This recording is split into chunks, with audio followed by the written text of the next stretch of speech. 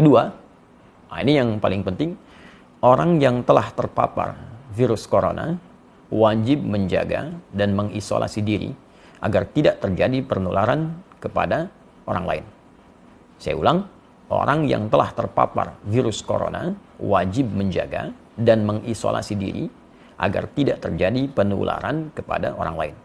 Baginya, salat Jumat dapat diganti dengan salat zuhur. Karena salat Jumat merupakan ibadah wajib yang melibatkan banyak orang, sehingga berpeluang terjadinya penularan virus secara massal. Baginya, haram melakukan aktivitas ibadah sunnah yang membuka peluang terjadinya penularan, seperti jamaah salat 5 waktu atau rawatib, salat tarawih, dan id di masjid atau tempat umum lainnya, serta menghadiri pengajian umum dan tabligh akbar. Jelas poin yang kedua. Jadi kalau memang sudah ada diketahui positif atau bahkan kemungkinan kuat suspek yang diduga sangat kuat terkait dengan corona, maka ini jelas ya, fatwanya sangat jelas, jangan melibatkan diri dalam proses pelaksanaan ibadah berjamaah, baik Jumat, salat fardu ditunaikan berjamaah di masjid, atau salat-salat sunnah yang ditunaikan dengan sifat berjamaah terbuka. Fatwa ini sangat jelas, mudah dipahami, landasan hukumnya kuat. Bahkan kalau boleh kita memberikan bandingan yang sangat ringan, dalam situasi badai saja, ada hujan lebat, dingin, ya, itu bahkan muadzin mengumandangkan azan dengan satu kalimat membolehkan masyarakat untuk sholat di rumah karena khawatir terkena badai ketika akan ke masjid. Maka bagaimana dengan kondisi orang tertular virus dan bisa menularkan pada orang lain? Atau bahkan dalam konteks lain, ya, orang yang safar saja, perjalanan jauh, dengan keadaan safarnya dia bisa mengganti Jumat dengan zuhur karena kesulitan menunaikannya. Maka bagaimana dengan orang terkena virus yang membahayakan pada dirinya dan bahkan membahayakan orang lain di sekitarnya? Ini sangat mudah dipahami dan tidak perlu banyak ditafsirkan. Jadi kalau memang dampaknya pada wilayah yang sudah terjangkiti, kemudian orangnya diketahui banyak di situ terkena virus juga, maka hukum menunaikan ibadahnya itu bisa diganti dari yang aspek berjamaah di masjid, bahkan Jumat menjadi berjamaah di rumah, atau mungkin Jumat diganti dengan zuhur sesuai dengan fatwa yang disampaikan. Tapi fatwanya belum selesai sampai di sini. Jadi kalau kita mengambil yang kedua ini saja, maka nanti akan banyak ditafsirkan dengan ya, masjidnya ditutup, Jumatnya tidak ditunaikan, ya, baru secara umum. Sedangkan kondisi belum selesai disampaikan. Ya, fatwa nomor 3, orang yang sehat dan yang belum diketahui atau diyakini tidak terpapar COVID-19 harus memperhatikan hal-hal sebagai berikut. A. Dalam hal ia berada di suatu kawasan yang potensi penularannya tinggi atau sangat tinggi, berdasarkan ketetapan pihak yang berwenang, maka ia boleh meninggalkan salat Jumat dan menggantikannya dengan salat zuhur di tempat kediaman, serta meninggalkan jamaah salat 5 waktu atau rawatib, tarawih, dan id di masjid atau tempat umum lainnya. Jadi kalau poin 2 tadi khusus bagi yang terkena, maka yang poin ketiga A itu menunjuk kepada kita yang tidak terkena, tapi kita tinggal di wilayah yang diduga banyak terjangkit dan menyebar virus corona. Sehingga menjadikan kita khawatir kalau keluar itu bisa terdampak, terkena, dan bahkan berpotensi menularkan pada yang lain. Dan ini pun sangat dipahami. Jadi kalau Anda tinggal di wilayah-wilayah tertentu yang memang informasi dari pemerintah setempat menyampaikan ini sudah darurat, sudah bahaya, diketahui kemudian tersebar, maka hukum fatwa ini berlaku. Ya, dan jangan dipaksakan. Salat di rumah, ya, itu biasa saja. Jadi kalau kita tidak salat di masjid, itu biasa. Ya, dalam kondisi seperti poin nomor 3A ini. Yang tidak boleh itu tidak salat.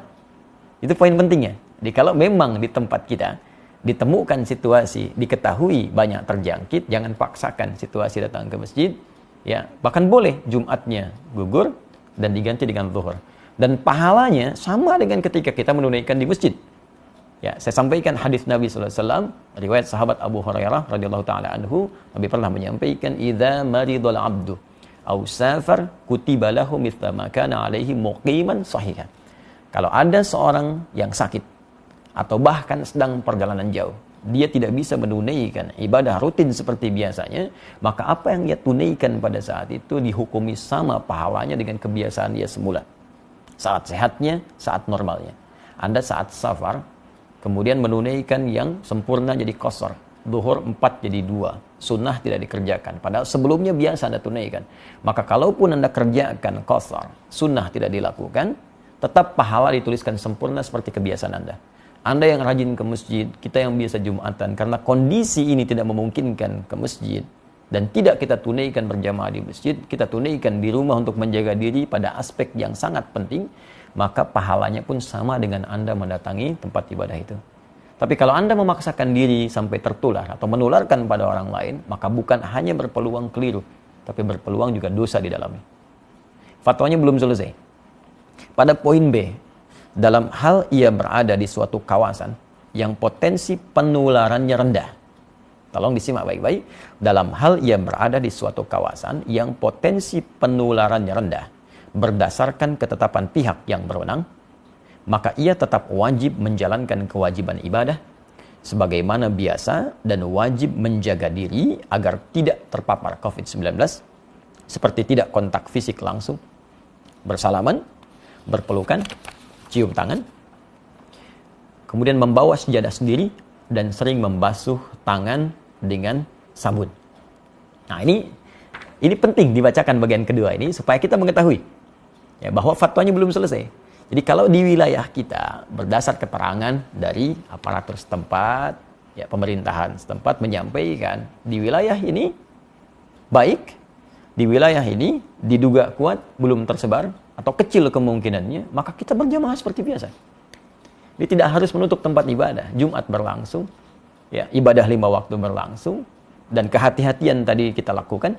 Ya, kita hindari kontak fisik secara langsung, bersalaman, atau kemudian tadi membawa sejadah sendiri, menggunakan hand sanitizer. Ya, nah, itu kita lakukan. Tapi jangan latah kemudian masjid ditutup, Jumat tidak ada, sehingga seakan-akan sunyi dari ibadah. Nah, hanya mungkin di fatwa ini juga, ini kami mengusulkan. Ya, kami mengusulkan kepada pemerintah di daerah-daerah setempat dengan berkoordinasi dengan pusat, ini mungkin menyampaikan kepada masyarakat transparansi data yang terbuka. Sehingga tidak terjadi kepanikan di masyarakat dan mengetahui tempat ini ada suspek, tempat ini aman. Sehingga dengan itu masyarakat mudah untuk bisa menentukan sikap sehingga tidak hadir kepanikan. Nah, saya tidak tahu nih tempat saya aman atau tidak. Nah, karena itu kita aktif untuk bisa bertanya apakah di tempat kita situasinya seperti apa, amankah atau kurangkah atau berbahayakah.